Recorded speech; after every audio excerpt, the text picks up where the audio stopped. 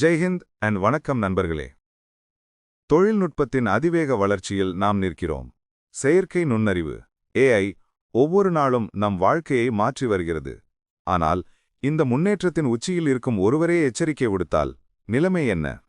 கூகுளின் தலைமை நிர்வாக அதிகாரி சுந்தர் பிச்சை, AI மூலம் கிடைக்கும் தகவல்களை முழுமையாக நம்பாதீர்கள், இதில் நம்பகத்தன்மை சிக்கல்கள் உள்ளன என்று கூறியுள்ளார். AI துறையின் முன்னோடியே விடுத்திருக்கும் இந்த எச்சரிக்கையின் ஆழம் என்ன? இது நம் வாழ்க்கை, வேலைவாய்ப்பு மற்றும் தேசத்தின் பாதுகாப்புக்கு என்ன சவால்களை அளிக்கிறது? ஜெமினி 3 போன்ற அதிநவீன AI மாடல்கள் அறிமுகமாகும் வேளையில் இந்த எச்சரிக்கை ஏன் முக்கியம்? இன்று இந்த அபாயங்கள், இந்தியாவுக்கு இருக்கும் வாய்ப்புகள் மற்றும் நாம் ஒவ்வொருவரும் எடுத்துக்கொள்ள வேண்டிய முன்னெச்சரிக்கை நடவடிக்கைகள் குறித்து விரிவாக அலசும் சுந்தர் பிச்சையின் AI எச்சரிக்கை. நாம் எதில் கவனமாக இருக்க வேண்டும்? உலகின் மிகப்பெரிய AI நிறுவனங்களில் ஒன்றின் தலைவரே தங்கள் தயாரிப்புகளை முழுமையாக நம்ப வேண்டாம் என்று கூறுவது ஏன்? இந்த எச்சரிக்கையின் பின்னணியில் இருக்கும் உண்மை என்ன? சுந்தர் பிச்சையின் எச்சரிக்கை. சுந்தர் பிச்சை குறிப்பிடுவது AI மாடல்களின் அடிப்படை பிரச்சனையாக கருதப்படும் ஹாலுசினேஷன் எனப்படும் பிழைகளைத்தான். ஹாலுசினேஷன் என்றால் என்ன? AI கருவிகள் உண்மையல்லாத அல்லது தவறான தகவல்களை மிகவும் நம்பிக்கையான தொனியில் உறுதியாக வழங்கும் திறன் கொண்டது. இதுவே ஹாலுசினேஷன் என்று அழைக்கப்படுகிறது.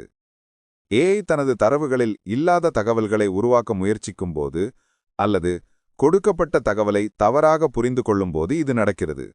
உதாரணம், ஒரு மருத்துவ பிரச்சனையை AI-இடம் கேட்கும்போது அது ஒரு பொய்யான சிகிச்சையை பரிந்துரைக்கலாம்.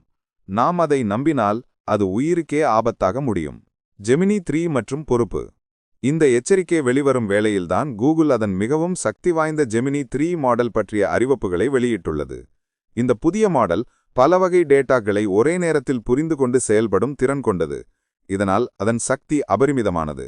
சக்தி வாய்ந்த ஒரு தொழில்நுட்பத்தை உருவாக்கும் போது அதனால் ஏற்படும் பிழைகளுக்கும் விளைவுகளுக்கும் பொறுப்பேற்கும் கடமை நிறுவனங்களுக்கு உள்ளது. பிச்சையின் இந்த எச்சரிக்கை கூகுள் தனது தயாரிப்பின் வரம்புகளை வெளிப்படையாக ஒப்புக்கொள்வதை காட்டுகிறது. இந்த AI பிழைகள் பொழுதுபோக்கிற்கு மட்டுமல்லாமல் சட்டம், மருத்துவம் மற்றும் நிதித்துறைகளில் தவறான முடிவுகளுக்கு வழிவகுத்து பெரிய பொருளாதார இழப்புகளை ஏற்படுத்தலாம். எனவே AI கொடுக்கும் ஒவ்வொரு தகவலையும் மனிதர்கள் விமர்சன சிந்தனையுடன், அதாவது கிரிட்டிக்கல் திங்கிங்குடன் அணுக வேண்டிய கட்டாயத்தில் இருக்கிறோம். AI ஒருபுறம் மனிதனின் உழைப்பை குறைத்தாலும் மறுபுறம் லட்சக்கணக்கானவர்களின் வாழ்வாதாரத்திற்கே அச்சுறுத்தலை ஏற்படுத்துகிறது. வேலைவாய்ப்பு பறிபோகும் அபாயம். AI வளர்ச்சி தொழிற்சாலை தொழிலாளர்களை மட்டுமல்லாமல் படித்த தொழிலாளர்களையும் குறிவைக்கிறது. IT துறை AI-ஆனது புரோகிராமிங், சாஃப்ட்வேர் டெஸ்டிங் மற்றும் பேசிக் டிசைன் வேலைகளை நிமிடங்களில் முடிக்கும்போது IT துறையில் உள்ள பல லட்சக்கணக்கான நடுத்தரநிலை ஊழியர்கள் தங்கள் வேலைகளை இழக்க நேரிடலாம். AI-ஆனது பத்திரிகை, விளம்பரம், எழுத்துத் துறையில் AI சில நிமிடங்களில் கட்டுரைகளையும் விளம்பர வரிகளையும் உருவாக்குவதால் எழுத்தாளர்கள் மற்றும் படைப்பாளர்களின் தேவை குறைகிறது. புள்ளிவிவரம். ஆராய்ச்சியாளர்களின் கூற்றுப்படி அடுத்த 10 ஆண்டுகளில் இந்தியாவில் மட்டும் சுமார் 30% மேற்பட்ட அறிவுசார் வேலைகள் AI மூலம் ஆட்டோமேஷன் செய்யப்படலாம். டீப் ஃபேக் அண்ட் ஜனநாயகத்திற்கான அச்சுறுத்தல்.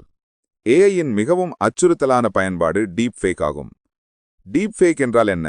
ஒருவரின் முகம் மற்றும் குரலை துல்லியமாக பிரதிபலித்து அவர்கள் சொல்லாத அல்லது செய்யாத ஒன்றை செய்ததாக போலியான வீடியோக்களை AI மூலம் உருவாக்குவது. தேர்தல் மற்றும் அரசியல். வர இருக்கும் தேர்தல்களில் அரசியல் தலைவர்களின் டீப் ஃபேக் வீடியோக்கள் மற்றும் ஆடியோக்கள் பரப்பப்பட்டு வாக்காளர்களை தவறாக வழிநடத்தவும் குழப்பத்தை ஏற்படுத்தவும் அதிக வாய்ப்புள்ளது. இந்தியாவின் சவால். இந்தியா போன்ற பன்முகத்தன்மை கொண்ட ஒரு நாட்டில் ஒரு டீப் ஃபேக் வீடியோ பரவினால் அது சாதி, மதம் மற்றும் சமூக நல்லிணக்கத்தை குலைத்து பெரிய கலவரங்களுக்கு வழிவகுக்கும். இது நாட்டின் பாதுகாப்புக்கும் ஜனநாயக அமைப்புக்கும் மிகப்பெரிய சவால். தொழில்நுட்பத்தை வளர்க்கும் அதே வேளையில் தொழில்நுட்பத்தின் தீமைகளிலிருந்து நமது சமூகத்தை பாதுகாப்பது அரசின் கடமை. இந்தியாவின் AI பயணம் மற்றும் கொள்கை. AI தொழில்நுட்பத்தில் உலக வல்லரசாக வேண்டும் என்பதில் இந்தியா தீவிரமாக இருக்கிறது. ஆனால் அதற்கான சட்ட மற்றும் ஒழுங்குமுறை கட்டமைப்பு தயாராக இருக்கிறதா? மத்திய அரசு AI ஆராய்ச்சிகள் மற்றும் அதன் பயன்பாடுகளுக்கு அதிக முக்கியத்துவம் அளித்து நிதி ஒதுக்கி வருகிறது. மொழி தடைகள் நீக்கல். AI மூலம் உள்ளூர் மொழிகளில் கண்டென்ட் உருவாக்குவது மொழி தடைகளை நீக்கி கடைக்கோடி மக்களுக்கும் தொழில்நுட்பத்தை எடுத்து செல்லும் ஒரு சிறந்த வாய்ப்பு. AI சட்டம் அவசரம். சுந்தர் பிச்சையின் எச்சரிக்கையையும் டீப் ஃபேக் அபாயத்தையும் கருத்தில் கொண்டால் இந்தியாவுக்கு ஏஐ சட்டம் இப்போது அவசர தேவையாகிறது. ஐரோப்பிய ஒன்றியத்தின் முன்னுதாரணம். ஐரோப்பிய ஒன்றியம் ஏற்கனவே ஏஐ சட்டம் என்ற உலகிலேயே முதல் விரிவான ஏஐ சட்டத்தை இயற்றியுள்ளது. இந்த சட்டம் ஏஐ ஆபத்துகளின் அடிப்படையில் அவற்றை வகைப்படுத்தி, உதாரணமாக அதிக ஆபத்து, குறைந்த ஆபத்து, அதற்கேற்ப கடுமையான கட்டுப்பாடுகளை விதிக்கிறது. இந்தியா ஏன் சட்டத்தை உருவாக்க வேண்டும்? ஒரு ஏஐ தவறு செய்தால் அதற்கு யார் பொறுப்பு? நிறுவனம், கோடிங் செய்தவர் அல்லது உபயோகிப்பவரா என்பதை சட்டம் தெளிவுபடுத்த வேண்டும். ஏஐ பயன்படுத்தும் டேட்டாக்களின் தனி உரிமையை உறுதிப்படுத்த வேண்டும். ஒரு ஏஐ எப்படி ஒரு முடிவை எடுத்தது என்பதை அறிந்து கொள்ளும் உரிமையை மக்களுக்கு வழங்க வேண்டும். சட்ட வல்லுநர்கள் மற்றும் தொழில்நுட்ப தலைவர்களை உள்ளடக்கிய ஒரு தேசிய ஏஐ ஒழுங்குமுறை ஆணையத்தை இந்தியா உடனடியாக அமைத்து மக்களை பாதுகாக்கும் சட்டங்களை கொண்டு வர வேண்டியது காலத்தின் கட்டாயம். ஏஐ யுகத்தில் நாம் அனைவரும் எப்படி நம்மை பாதுகாத்துக் கொள்வது மற்றும் எதிர்காலத்தின் சவால்கள் என்ன என்று பார்ப்போம். சைபர் தாக்குதல்களை ஏஐ மூலம் சில நொடிகளில் நடத்த முடியும். லட்சக்கணக்கான பாஸ்வேர்ட்ஸ்களை உடைப்பதோ அல்லது முக்கியமான அரசாங்க இணையதளங்களை தாக்குவதோ போன்றவற்றை ஏஐ மூலம் எளிதாக செய்ய முடியும். எனவே ஏஐயை எதிர்த்து போராட நாமும் ஏஐயை பாதுகாப்பு தொழில்நுட்பங்களில் பயன்படுத்த வேண்டிய அவசியம் உள்ளது. மனிதர்களின் அத்தியாவசிய விழிப்புணர்வு. சுந்தர் பிச்சை எச்சரித்ததைப் போல ஏஐ என்பது ஒரு கருவி மட்டுமே, அது உண்மைக்கான ஆதாரம் அல்ல. ஏஐ தரும் தகவல்களை உடனடியாக நம்பாமல் எப்போதும் இரண்டாவது ஆதாரத்தை, அதாவது செகண்ட் சோர்ஸை சரிபார்க்கும் பழக்கத்தை நாம் வளர்த்து கொள்ள வேண்டும். ஒரு தகவல் அல்லது ஒரு வீடியோ உண்மையா என்று சந்தேகம் எழுந்தால் அதை நம்பகமான அங்கீகரிக்கப்பட்ட செய்தி நிறுவனங்கள் அல்லது அரசு இணையதளங்களில் சரிபார்க்க வேண்டும். ஏஐ ஒரு இரட்டை முனை கத்தி போன்றது. அதன் சக்தி அபரிமிதமானது, ஆனால் அதன் அபாயங்களும் அதிகம். நாம் அதை பொறுப்புடன் பயன்படுத்தும் வரை மட்டுமே அது நமக்கு நன்மை பயக்கும். இன்று சுந்தர் பிச்சையின் எச்சரிக்கையை மையமாக வைத்து ஏஐ நம் வேலைகள், ஜனநாயகம் மற்றும் பாதுகாப்புக்கு ஏற்படுத்தும் சவால்கள் குறித்து விரிவாக பேசினோம். ஏஐயின் அபாயங்களை சட்டங்கள் மூலம் கட்டுப்படுத்துவதும் மக்கள் மத்தியில் விழிப்புணர்வை ஏற்படுத்துவதும் மட்டுமே எதிர்கால சவால்களை சமாளிக்க ஒரே வழி.